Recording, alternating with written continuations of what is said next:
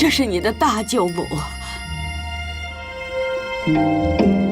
拜见大舅母。不必了。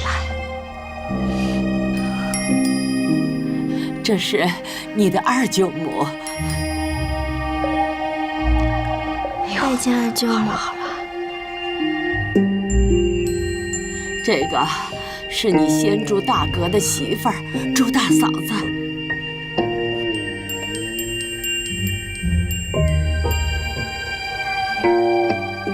去，请姑娘们来。今日远客才来，是老太太。可以不用上学去了吧？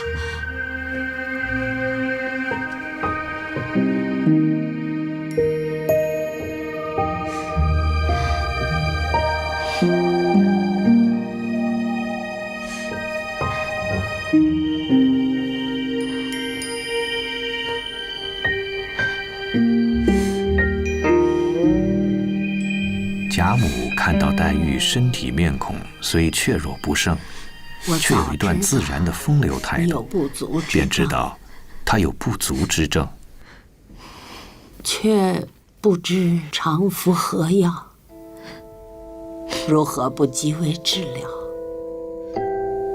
我自来是如此，从会吃饭时就吃药了，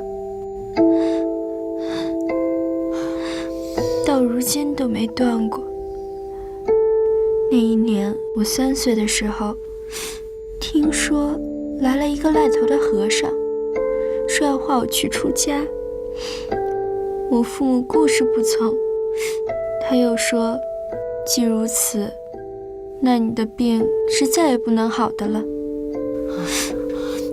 若要好的时候，除非从此以后总不许见哭声，除父母之外，凡有外姓亲友之人，一概不见，方可平安了此一世。疯疯癫癫地说了这些不敬之谈，如今我还是吃人参养荣丸。正好，我这里正配丸药，叫他们多配一料就是了。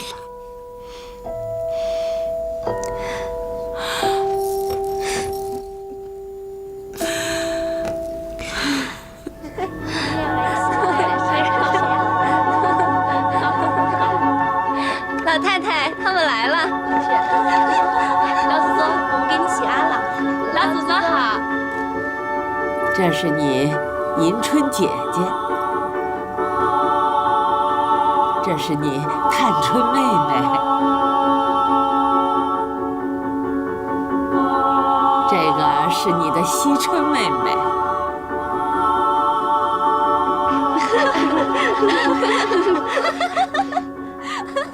我来迟了，不曾迎接远客。老祖宗，客人在哪儿啊？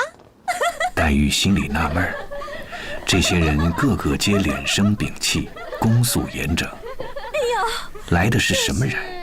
这样的放诞无礼。你不认得他，他是我们这里有名的一个泼皮破落户，南省俗谓作辣子，你只叫他凤辣子就是了。老祖宗，这是莲嫂子。黛玉虽不识，也曾听见母亲说过，大舅贾赦之子贾琏，娶的就是舅母王氏的内侄女儿，自幼贾充男儿教养，学名王熙凤。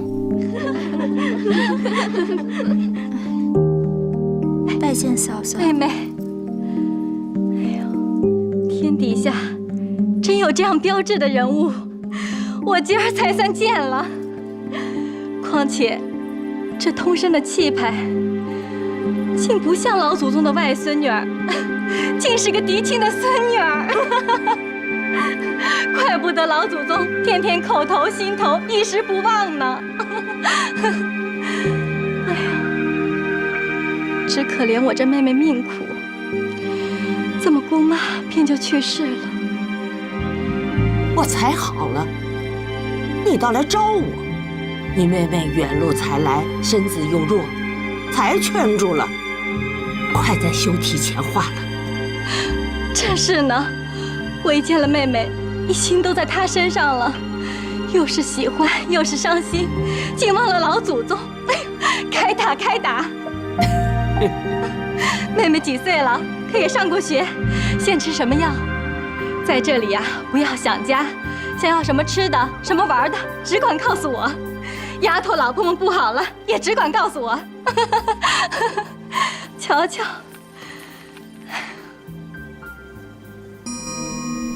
当下茶果已撤，贾母令2个妈妈带了黛玉去拜见2个母舅。大母舅贾赦推说，连日身上不好，见了姑娘彼此倒要伤心，暂且不忍相见。一时黛玉又被带进了荣府，进了荣禧堂东边的3间小耳房内。坐。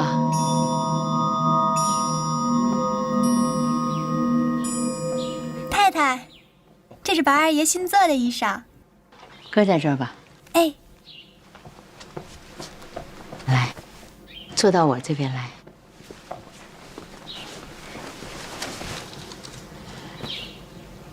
你舅舅今日斋戒去了，再见吧。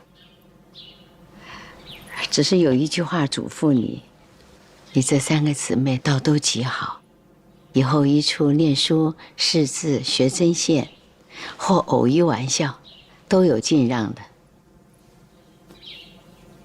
但我不放心的，最是一件，我有一个劣根祸胎。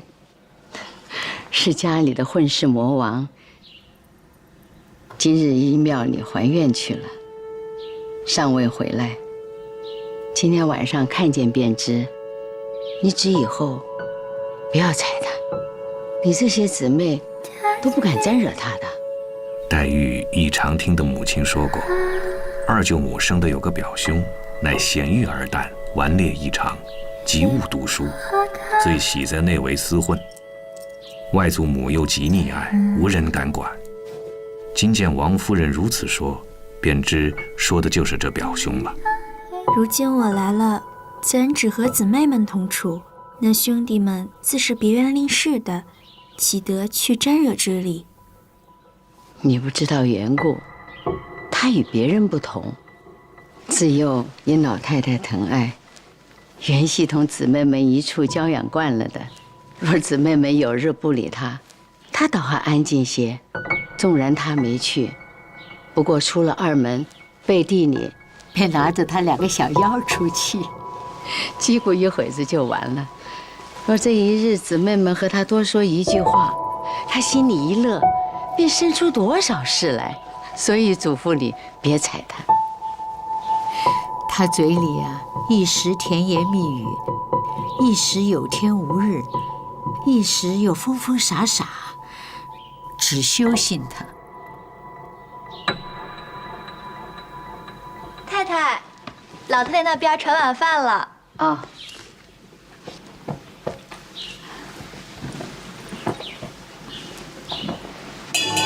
来，这里坐吧。晚饭时，贾母称黛玉是客，让她坐在自己身边。又命王夫人和3春姊妹左右入座。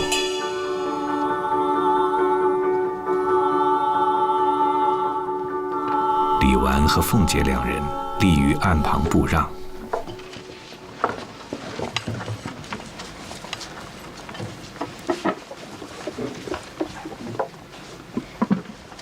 外间伺候的媳妇丫鬟虽多，却连一声咳嗽都不闻。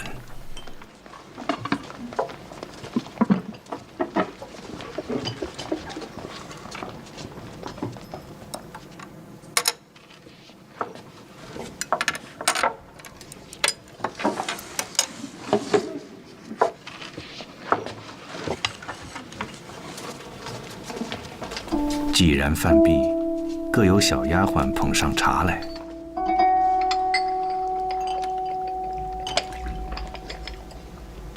黛玉今见这里许多事情不合家中之事，不得不随着一一改过来。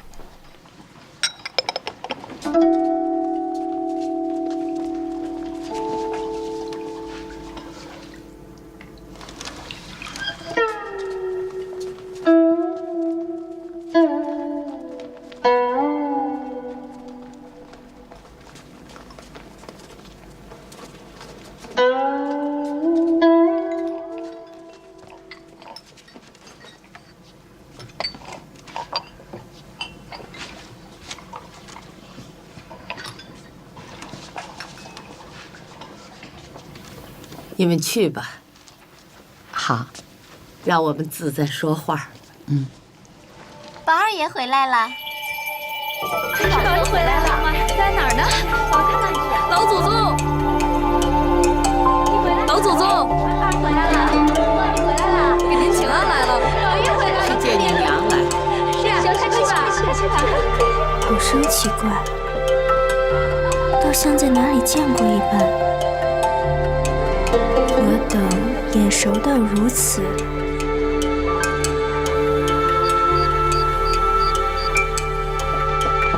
宝玉来了。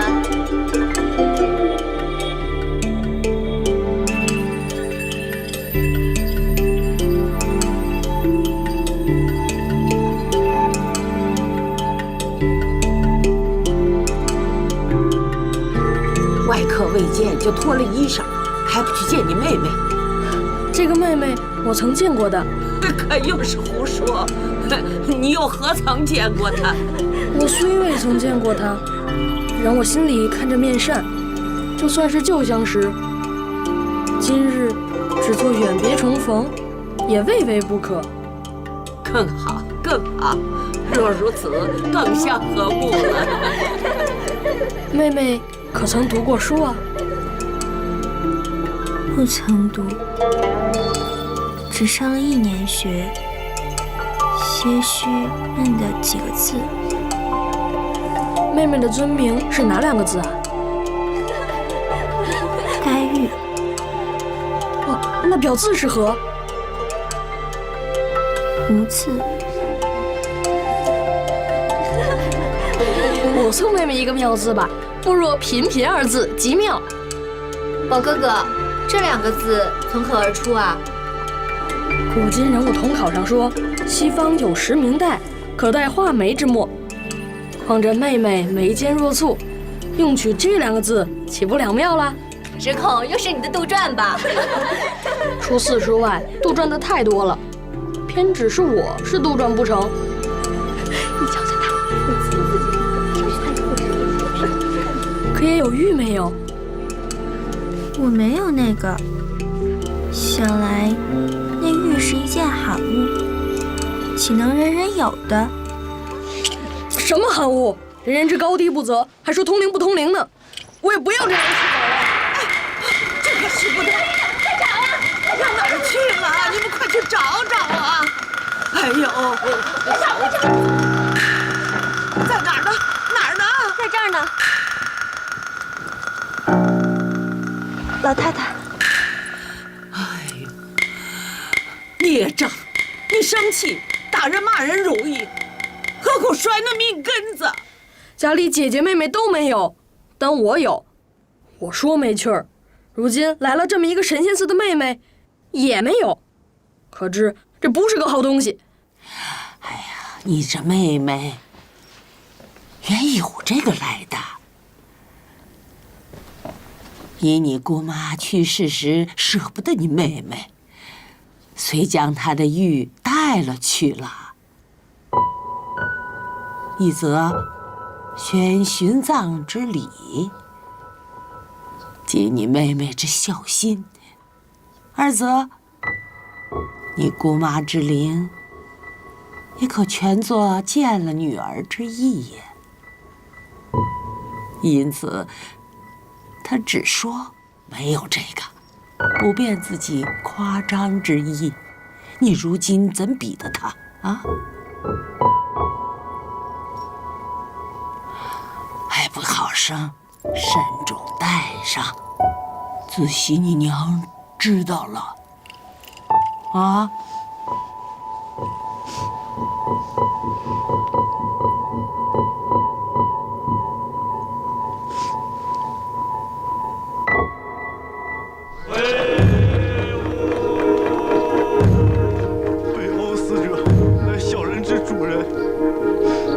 日买了一个丫头，不想是拐子拐来卖的。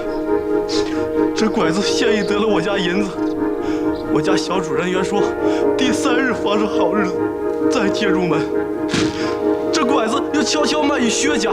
再说那贾雨村，当日与黛玉同至入京。贾政看了媚丈之书，便竭力内中协助。提奏之日，轻轻谋了一个副职后缺。不上2个月，金陵应贴府缺出，便谋补了死缺。只剩下几个局外之人，小人告了1年的状，竟无人做主。望大老爷拘拿凶犯，减凶除恶，以救孤寡。死者感戴天地之恩，不尽啊！岂有这样放屁的事？打死人命就白白的走了，还拿不回的！来人！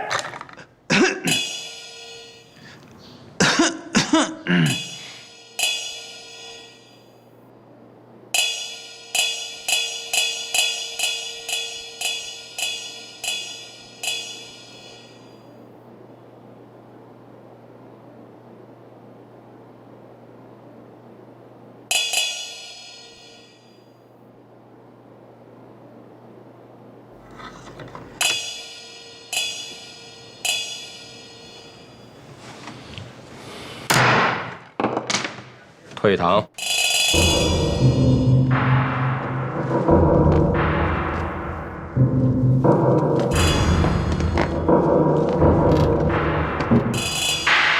老爷一向加官进禄，8、9年就忘了我了。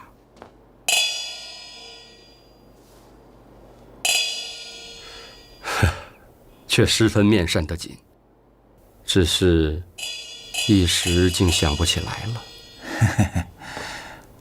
老爷真是贵人多忘事，竟把出生之地给忘了。不记当年葫芦庙里之事，原本是小沙弥。原来是故人呐！却不知当日葫芦庙匆匆一别，小师傅怎生辗转此处啊？葫芦庙大火之后，小的无处安身，原欲投别庙继续修行，却耐不住这般清凉景况，因想这门生意倒也精神热闹，便趁年纪蓄了头发，冲了门子。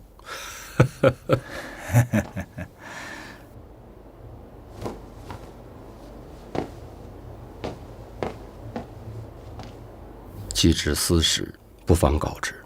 方才何故阻止我发签？老爷既荣升这一省，难道没有抄一张本省的护官符不成？何为护官符？我竟不知啊！这还了得？连这都不知，如何做得长久？如今凡做地方官者，皆有一私单，上面记着本地最有权有势、极富极贵的大乡绅的名姓，各省皆然。倘若不知，亦是触犯了这样的人家，不但官爵，只怕连性命都保不成呢。所以叫做护官符。方才所说的薛家，老爷如何惹他？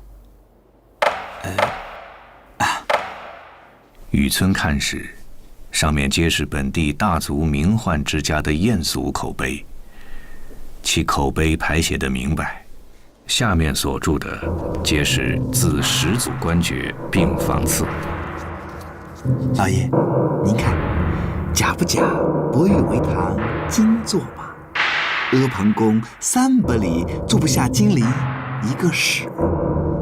东海缺少伯玉床，龙王来请金陵王。丰年好大穴，珍珠如土，金如铁。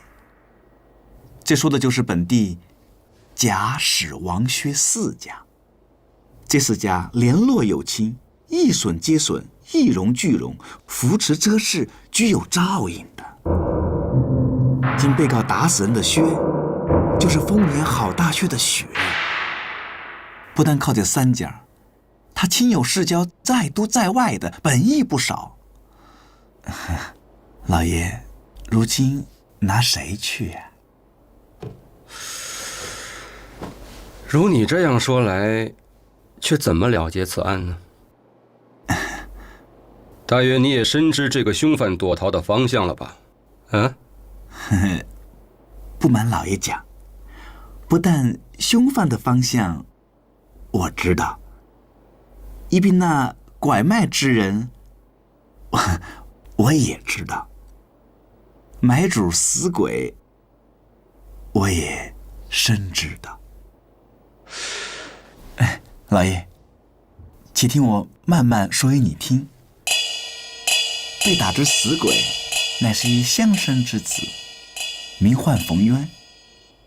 只有父母早亡，只他一个人靠些薄产过日子，也是前世冤孽。可巧遇到拐子卖丫头，他一眼看中了丫头，立意娶回家去做妾。立誓不再娶第二个。谁成想，这拐子又偷卖给薛家，意欲拿了2家银子，逃到他省。不成想啊，没曾走脱，2家拿住，打个臭死，2家都不要银子，只要利刃。那薛公子岂是让人的，叫手下人一打，把冯公子打个稀烂，抬回家去，3日死了。老爷，您当这被卖之女是谁？我如何得知？算起来，也是老爷的恩人。怎么讲？她就是葫芦庙旁住的甄老爷的小姐，名唤英莲的。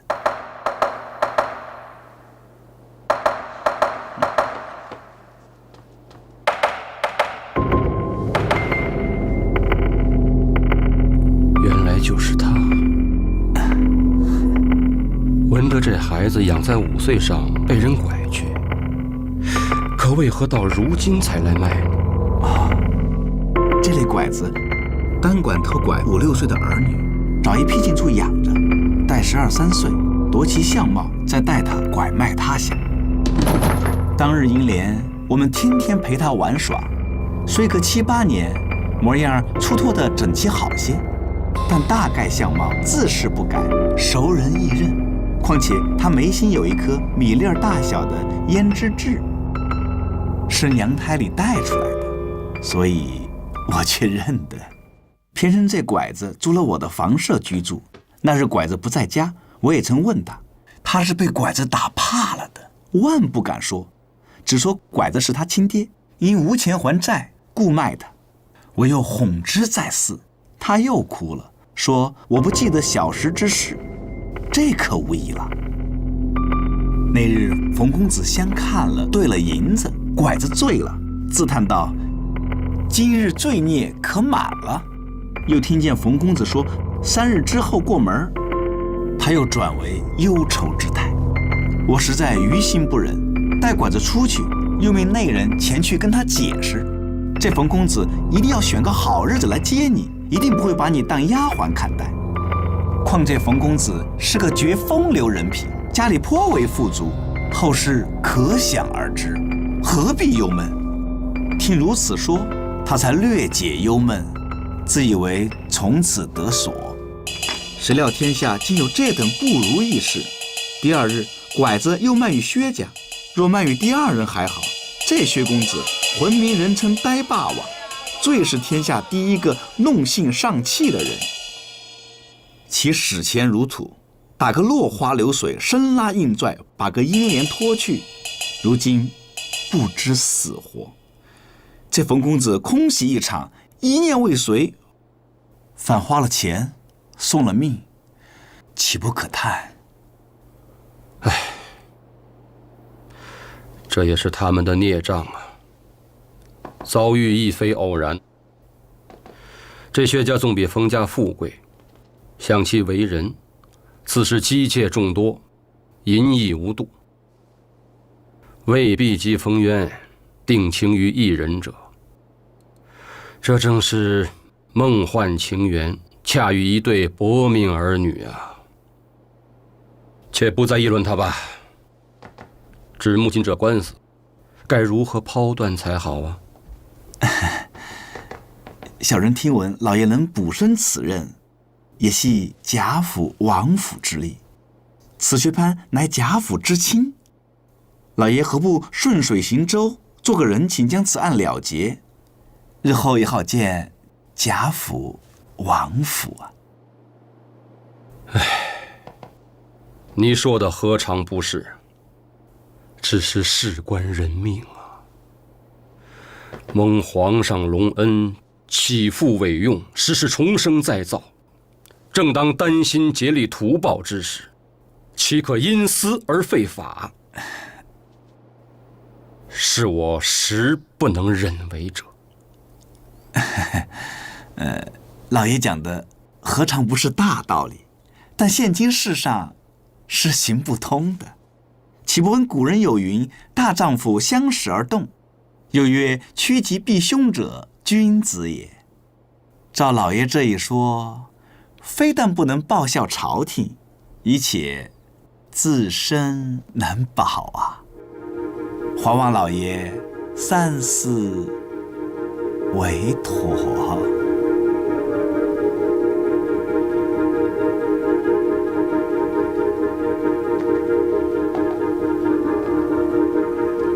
依你之见呢？小的已想好一绝佳的主意在此。明日老爷坐堂，只需虚张声势，动文书，发签拿人。元凶自然是拿不来的。老爷明天只管在堂上设下祭坛，扶鸾请仙，令居民人等只管来看。老爷就说：祭先批了，冯渊和薛蟠宿孽相逢，原因了结。老爷假称薛蟠今已得无名之症，被冯渊之魂追索而死，其祸皆因拐子而起。小人暗中嘱托拐子，令其实招。薛家有的是钱，老爷断1000也可，500也可，与冯家做烧埋之费。那冯家也无甚要紧的人，不过为的是钱。见有这个银子，想来也就无话了。冤枉！真乃青天大老爷，谢大老爷。雨村断了此案，急忙作书2封，与贾政并经营节度使王子腾，告令职之事已完毕，不必过虑。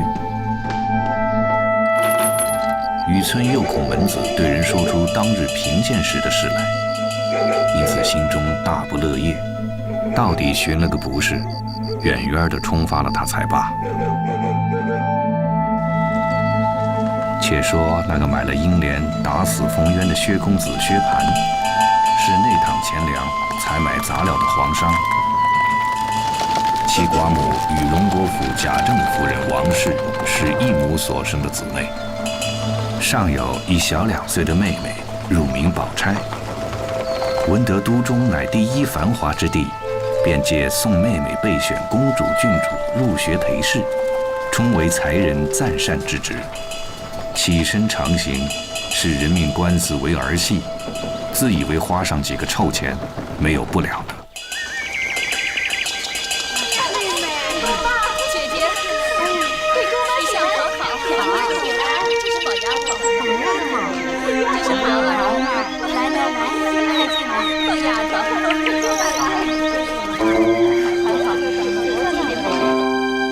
太太，老爷使人传话来说，姨太太已有了春秋，外甥年轻不知世路，在外住着恐有人生事。咱们东北角上梨香院已锁10来间房子，把空闲着打扫了，请姨太太和姐儿哥住了甚好。老太太也遣人传话来说，请姨太太就在这住下，大家亲密些。我还未及留呢，老太太便先留了。如此替我多谢老太太盛情，不留反不公了。是了。一应日费供给，一概免却，方是长处之法。原来这梨香院即当日荣公暮年养静之所，小小巧巧，约有10余间房屋，前庭后舍俱全。西南有一角门，便是王夫人正房的东边了，又有街门另开，可以任意出入，因此逐将移居之念渐渐打消了。在这儿呢，这儿呢。且说林黛玉自在荣府以来，贾母万般怜爱，寝食起居亦如宝玉。迎春、探春、惜春3个亲孙女倒且靠后，那宝玉亦在孩提之间，是姐妹兄弟皆出一意，其中因与黛玉同随贾母一处作卧，日则同行同坐，夜则同息同止，真是言和意顺，略无身伤。这儿呢。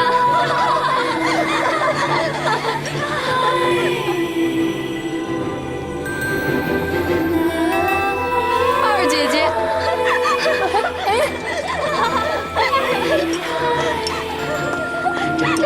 这，这个姐姐你定猜不出来。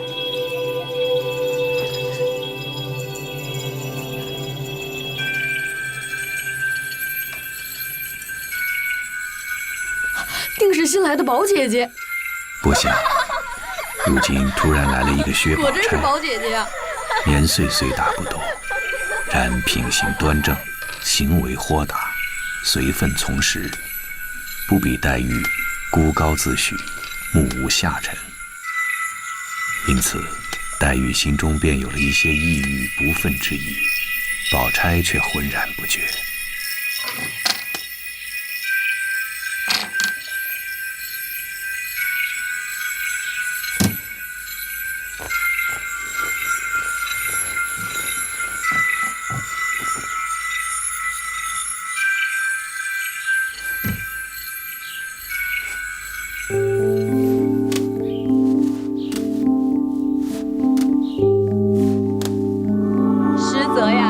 因东边宁府中花园内梅花盛开，贾珍之妻尤氏摆了酒，贾母等于早饭后过来，在惠芳园游玩，先茶后酒，不过皆是宁荣两府女眷家宴小集。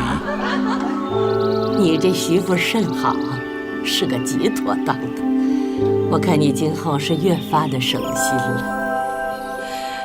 还不是托老祖宗的福呢。放那儿吧。老祖宗，请您用膳。老祖宗，请吧。宝玉，来。两位太太请。哎，太太请吧。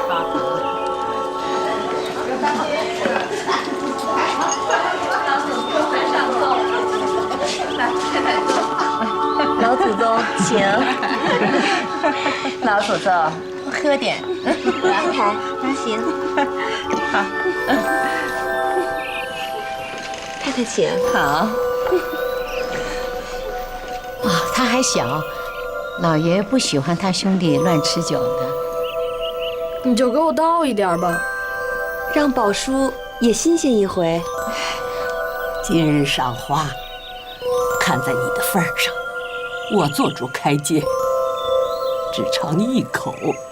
谢谢老祖宗。老太太把他惯坏了，只尝一口。太太请。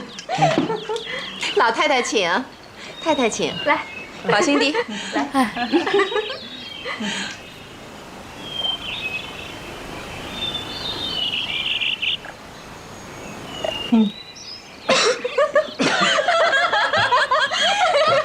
慢点喝。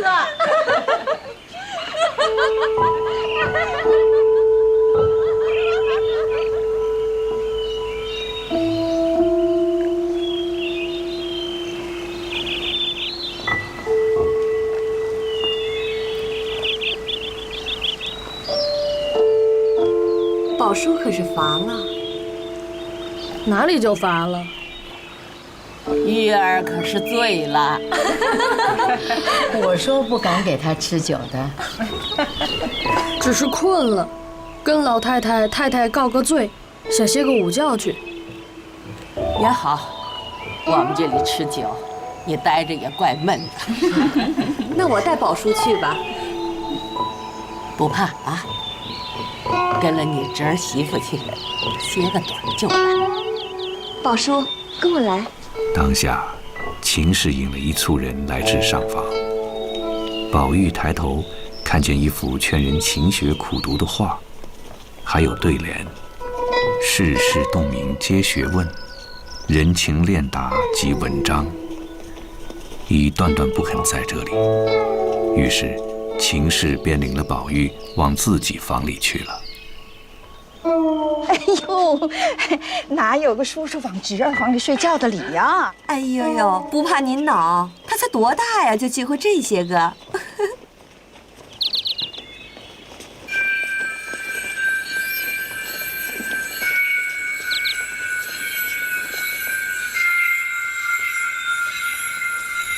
宝叔，这边走。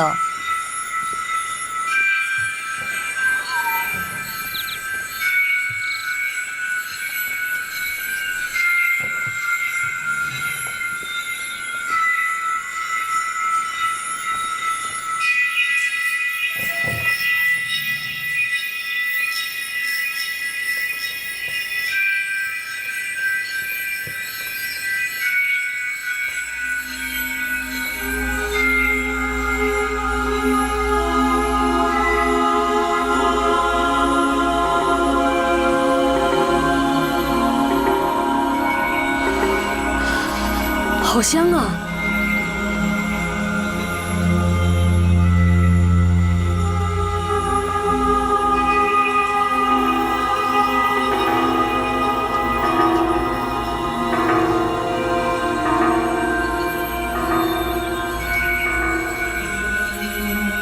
宝玉向壁上看去，是一幅唐伯虎画的《海棠春睡图》。两边有宋学士秦太虚写的对联：嫩寒锁梦因春冷，芳气笼人是酒香。在下面的案上设着武则天进士中设的宝镜，一边摆着赵飞燕立着舞过的金盘，盘内盛着安禄山治过伤了太真乳的木瓜。这真好。我这房子只怕神仙都住的。哎，那我们就在这儿睡吧。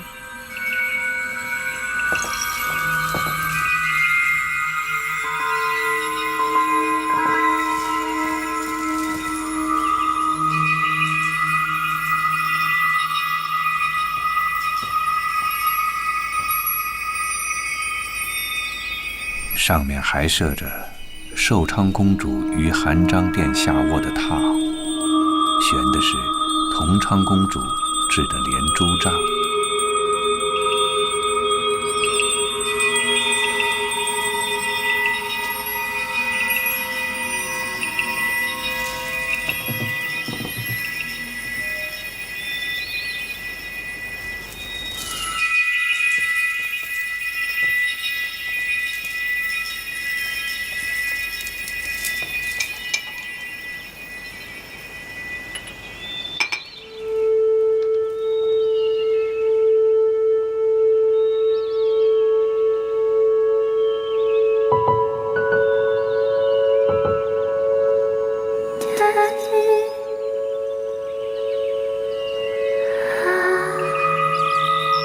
好生在廊下看着那些猫儿狗的。